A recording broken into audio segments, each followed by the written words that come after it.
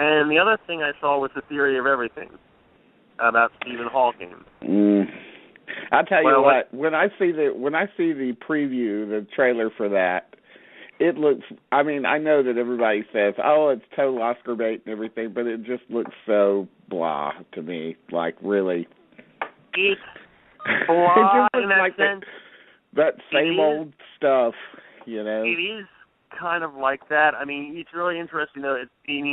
There, one of the, Stephen Hawking, obviously, and the other character, Kip Thorne, who is mentioned or is in it, is, obviously a producer on the movie Interstellar, and, one of the physicists who provided the, information. It's really funny. This is almost a prequel to Interstellar, if you really want to stretch it. But I actually almost walked out of the movie halfway through.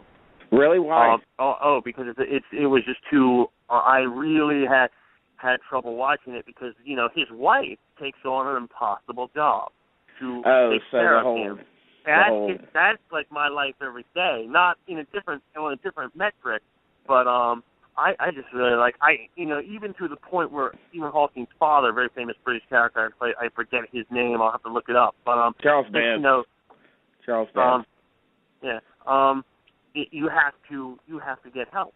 She can't do this all by herself, and you got to and I know what that's like. I mean, I know.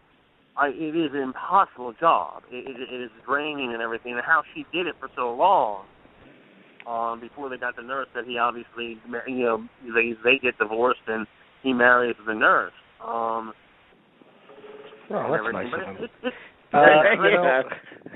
And that goes to show you could have the most brilliant mind that exists on the planet, and you still don't know how to make a relationship work. I mean, that's how difficult relationships are.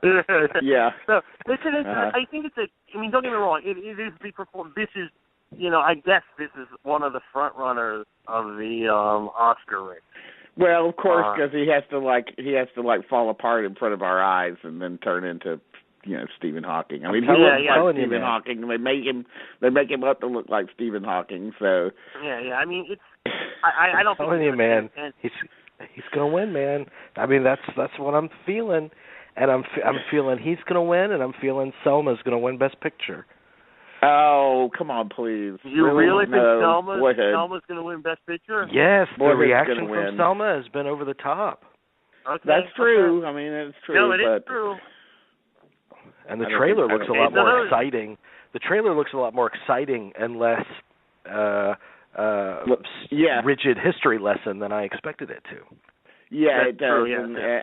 It doesn't look like that kind of. It doesn't have that flavor of the Butler or whatever that the Butler had. You know what's sad? There is, I know Selma might be good. It could be. You had a really good biopic come out on James Brown this summer. Get On Up. And I don't think that's going to be mentioned. I don't think that's going to get anything. It is in the conversation for Best Actor, but way on down the list. That category is the most crowded, Best Actor. I mean, where it is every year. Yeah, every year. Yeah, and where there's slim pickings, like more than any other year in recent memory, really is Best Actress. Yeah, the actresses, and. The front runner is something that no mortal out there has even seen yet. That Julianne Moore and Still Alice movie. So well, what we about, haven't even seen it. What about Reese Witherspoon and Wild? I would say that might be. There's that, but then the early reviews have come in for Tim Burton's Big Eyes, and they're not none of them are very positive at all. I saw that. And yet, kind of because the field is so thin, she still might get a nomination for.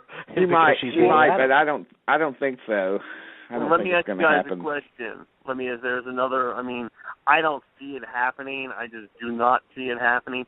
But there has been talk of Shailene Woodley for The Fault in Our Stars. Yeah. No, I think that's still a possibility. I think they should. I think there's three possibilities that aren't talked about very much for Best Actress this year. But I would put her in there. I would certainly, if it's qualifying, I would hope that Marion Cotillard gets some sort of notice for 2 days, 1 night. Mm-hmm. And then And then also, I mean, even though half of the movie is animated, Robin Wright in the Congress, if it's such a thin year, why not consider some of these out of strange possibilities? Let's just say that. Well, the one movie, and we're recording this on a Sunday night, so I think Monday afternoon or Tuesday morning or something, the first reviews of Unbroken will come out because they're about to premiere it at the Australia Film Festival. So, and that's been the big question mark. So we should know more once that premieres. But something tells me, I'm kind of curious why they've been hiding it.